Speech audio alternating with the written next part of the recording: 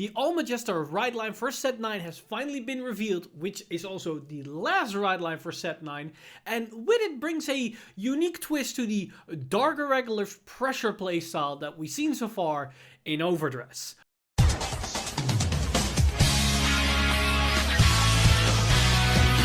Stand up! Vanguard!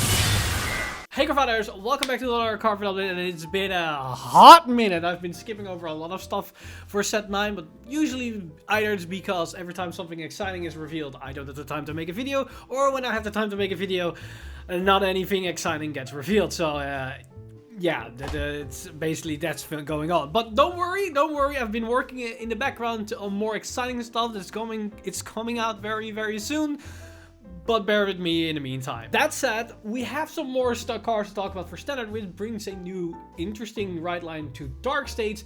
But importantly, we also have more set information for the upcoming festival collection, which has a lot of interesting stuff and might be promising for a future prospect. But before we get to that, let's first talk about the new cards for Dark States. So, with the new ride line, that also of course brings a new starter, and that starter being of course Almajestar Pupis equals Mulchi. And I don't know if the equal sign needs to be pronounced as equal or you're just skipping it, I don't know.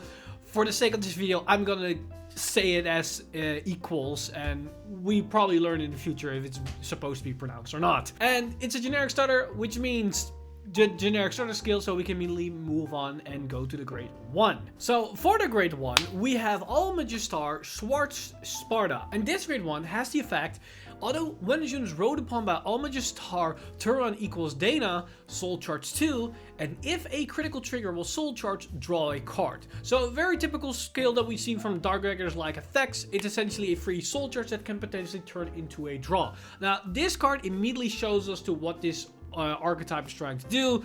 We are building up soul to be used for certain soul blast effects, and more precisely, we are looking for critical triggers or triggers in general. So that's the main gimmick of this ride line. This grade 1 plays in that perfectly, essentially. It sets up our grade 3 skill and potentially gets extra beneficial effects if we are a bit lucky. Now, on top of that, it also has the effect: act from rearguard circle once a turn. If your opponent's Vanguard is grade 3 or greater, cause bind a trigger unit from your soul, and this unit gets power plus 10k until the end of turn. So it can become an 18k booster or attacker. It's similar to the Barrel Magnus grade 1, but this is a bit different as it doesn't work with multi-attacking, but this does interact quite nicely with your Vanguard. But importantly about this card is, it is generic. So you could use this in other decks that soul charge quite heavily, so there's a high likely possibility of getting a trigger in your soul and then have an 18k booster attacker at the ready, which is quite interesting and might see some play, but I'm not too certain about this. Now you might think to yourself, this could be quite difficult to set this up because you specifically need to soul charge a trigger. Yes, there are 16 triggers in your deck, but it is still RNG reliant. However, as we're going to see with the support, it isn't that hard to get this skill active, as the moment we even have one trigger in circulation, aka in our hand or drop zone, we can still fulfill for this condition. But we will see that once we take a look at the grade 2. So for the grade 2, we have Almajestar turn equals Dana, and Dana has the effect: although when this unit is rode upon by a unit with Astoea in its card name, choose a Almajestar Schwarz equals Sparta from your soul and call that card and discard to the rearguard circle. So essentially, if you ride the grade 3, you can call the grade 2 and grade 1 out. So you can have a 10k and then potentially 18k, or you can have an 18 or 28k column essentially for free. And yes, you take away from your soul, but keep in mind the grade 1 soul charge 2, so you still have the normal amount of soul that you would have by just normal riding, which I believe, which is essentially free cards. And as we're going to see in a second, that's the magic number that we're looking for. So this is great. It just immediately builds up field presence and allows you to be more aggressive, which in some instances with some Dark States deck doesn't really allow you to do that, because if you're a bit too aggressive with Barrel Magnus, you might lose out steam early, and with Bruce, it's typically a late game deck. However, with the new Bruce, that's a bit different. But those are things to keep in mind, which is an upside to this particular deck. It's just more aggressive right out the get-go. But it also has the effect: act from rearguard circle once a turn. If you have a Vanguard with Almajestar in its card name, cost counter +1, choose 2 trigger units from your drop, put them into your soul, and this unit gets power +5k until the end of turn. So this is where I'm meant to with the grade 1, that it isn't that hard to set up, because now we can just put our triggers that we just guarded with early back into the soul, and now we can use it for our either grade 3 Vanguard ability, or we can use it for the grade 1. And then while we're doing that, this becomes a 15k attacker. So that means we have 15k and 18k, or potentially a 33k column for essentially a counter +1, which honestly is pretty decent.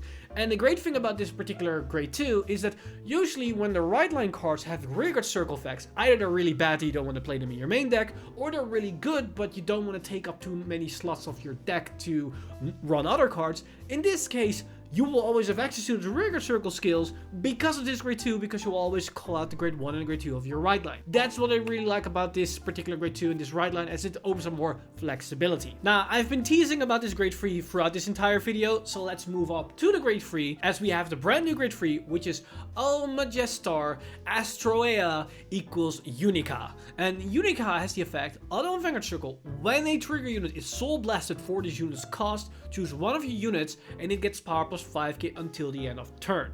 So essentially you can basically put up multiple pumps of 5k on your field, because if you soul blast like 3 triggers, that's 3 times 5 you can give out to the field, which again complements the fact that you just swarm the board with the grade 2 on this turn, so you can put even more power on the board, and suddenly you start hitting with like 30 to 40k attacks 3 times in a row, which honestly is pretty decent for a turn 3 strategy that doesn't rely your opponents essentially to be on a certain grade. Now, so far we've seen cards interacting with triggers in Soul and soul busting triggers from Soul, but we also saw the grade 1 specifically interacting with a critical trigger, and that isn't only on the grade 1, because that effect also applies to this grade 3, as the main effect of this grade 3 is auto and Vanguard circle. When it attacks a Vanguard, costs Soul Blast 3, bind all critical triggers soul blasted for this cost, and perform all of the following based on the number of critical triggers in your bind zone.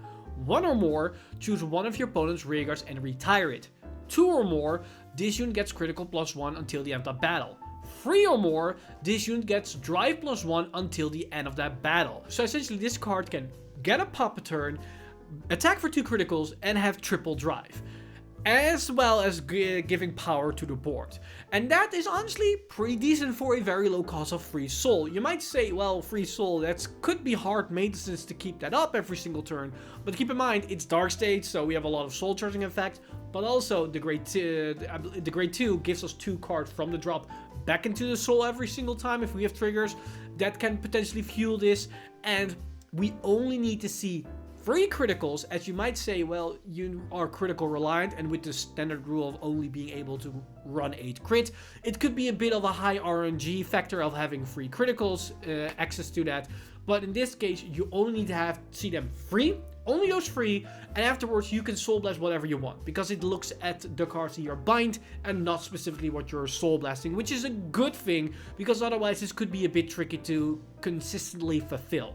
And the first effect only looks at triggers, and with the grade 2 being able to put 2 triggers back into your soul from the drop, so essentially you just put a heal and a draw or a front into your soul every single time after you fulfill the 3 criticals, and then you just soul blast those out and put them back, soul blast those out and put them back, and you can basically sustain this effect turn after turn after turn.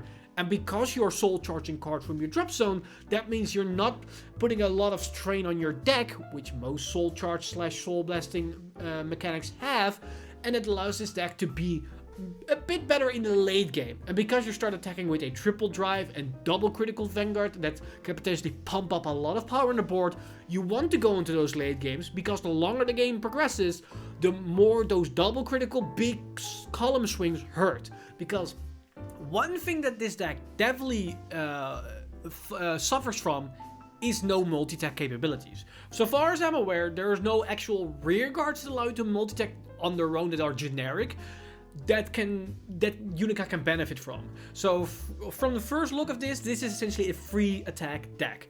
But but for the trade-off, you're getting like 30 to 40k columns, a triple drive double critical Vanguard that also has field removal, which is kind of interesting because it's like a mix of a Dark Irregulars with Kagero essentially, as you have the field removal and the Vanguard-centric pressure, as most Dark Irregular strategies tend to have like Vanguard pressure, but that's mainly because it's complemented either by guard restrict or rearguard multi-tacking, and this deck gets neither of those. It's essentially just pure raw pressure that we see like with Kagero and Overlord, for example, which is kind of interesting that we see that from a Dark Irregular standpoint. Now, of course, this is where the right line ends, as you also have a dedicated support card, which makes the engine even more consistent that we are discussing here, because as so far, it's very reliant on the grade 2, being able to recycle the triggers every single turn to get maximum value after you see your free criticals, but we also have a new grade 2, which is Kit's Peak Griffin, which has the effect, although when his unit's placed on a rearguard circle, if you have a Vanguard with Almajestar on his card name, choose 2 trigger units from your drop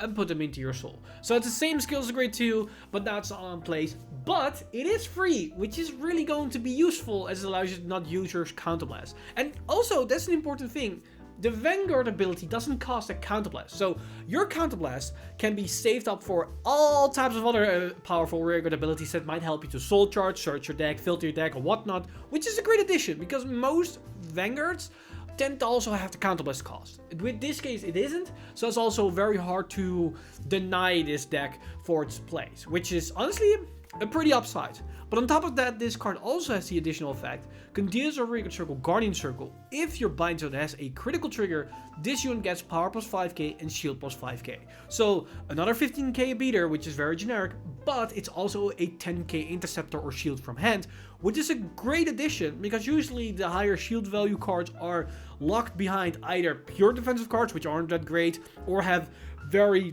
non-useful or suboptimal skills. Whereas in this case, it is a card you probably already want to run because of its first effect, and having the added stats on top of that makes it even better as a card to have. So this is probably going to be a staple card for this archetype for now, unless we get like an even better card that makes things tick even better. And that basically rounds up the support that we have for this new ride line. Overall, I really like the design approach of it, but there is one glaring weaknesses that I hope it addressed at some point, or maybe with future support, or even in this set, and that's the way to get to critical triggers more consistently. Because so far, I don't think we have any option to just filter for crits from our deck, which again makes sense. You don't want to filter crits out of your deck, but for this ride line, you might want to do that to some extent. And I hope maybe somewhere down the line, we're going to get cards that allow us to get those cards in our hand early on, use them to guard with them, and then we can put them from the drop zone back into the soul if we want to have maximum value. Or if they think that might be a bit too much value, get skills that allows to directly get those cards from the deck into the soul, like a check top 7, add any criticals from the top 7 and put them into your soul or something like that. Like, I hope we're gonna see cards like that to make this deck a bit more consistent and a bit faster, because I can definitely see this archetype falter under the fact that it's pretty RNG and potentially a bit too slow in the current format. Now, of course, that is the only thing that we got today, as we also have some more information for the upcoming festival collection. And let me tell you, this is more surprising than I thought, as yes, we don't know anything about the cover units, the fire and ice or water unit, so that's still a mystery for what that is. But what they did reveal is that this set is going to contain lyrical support. And it's not a lyrical set because there's going to be more generic stuff in it, but this is probably the first set ever, I think, in standard where we're going to have the main clans combined with lyrical, or maybe it's pure lyrical and just some generic cards, but I think that would be a weird spin. But essentially what we're getting is support for the original lyrical ride lines. And interestingly enough, as you see as this image, we are also going to get alternate art forms of these ride lines with the whole Easter theme. And I'm not sure if it's correctly translated, but from what I've read is that it's probably not only the Great Freeze are gonna get this alternate artwork, but potentially the entire ride line. I don't know if that's the case, but from what I've read on places, it looks more like the entire ride line than only the Great Free, but let's assume it's only going to be the Great Free, and if it's the entire ride line, that's a nice surprise. And the reason why I say that this is probably not a main lyrical set or pure lyrical set is because besides the 2 cover cards that we already know, that's probably like some type of elemental card, we also know we're going to get reprints in this set, and they confirmed Perfect Guard reprints So, and they use the image of the Kagero one, or should I say the Dragon Empire one, but also they're going to introduce brand new Regulus piece cards. And I say cards because as we see in this image, we see 2 artworks. So I assume these are going to be 2 different Regulus pieces with different effects. Now, the left one with the straw man, that could literally be anything. I don't know what it's going to be. But the right one looks to be like a defensive type of card with a whole shield. Overall, that's all I can go from. It's just the artwork. We have no confirmation what these effects might allude to. The only thing that we know is that these are Regulus piece cards. And, of course, the Perfect Art reprints. Overall, that's really exciting stuff for this particular set. So it feels like support for the original ride lines, as well as reprints, as well as support for brand new mechanics like the Regulus piece. So I'm honestly very excited about what this festival collection is going to contain in terms of new cards and potentially alternate artworks, as that would be pretty dope. I'm still curious of what these cover card units are, but only time can tell essentially, and we just have to wait a little bit longer before Brucewood starts to reveal what those cards entice. But with that said, that's basically everything that we have today. Let me know in the comments down below what you guys think of these new cards. Are you excited about the new festival collection updates with the cards or at least themes that have been revealed? And what are your thoughts about the new Magister ride line for Dark States? Are you digging this type of approach to the Dark Regular mechanics, or do you think like this is not really my cup of tea? I wish they had like some multi-attack or maybe guard restrict or a certain other particular aspect to this ride line, and who knows? Maybe we will get those in the last couple of reveals for set 9, as we aren't finished just yet, but it's getting less and less likely that we're gonna get some game-changing cards moving forward, as most of the high rarity stuff has been revealed at this point. But that said, let me know all your thoughts in the comment section down below. As always, this video has been brought to you by our lovely patrons over patreon.com/insider. You guys are amazing. If you do want to support the channel or everything that's happening on the channel, you can simply go to patreon.com/insider and become a patron today. But with that said, I've been Mr. Time Leap, and I see you guys in the next one!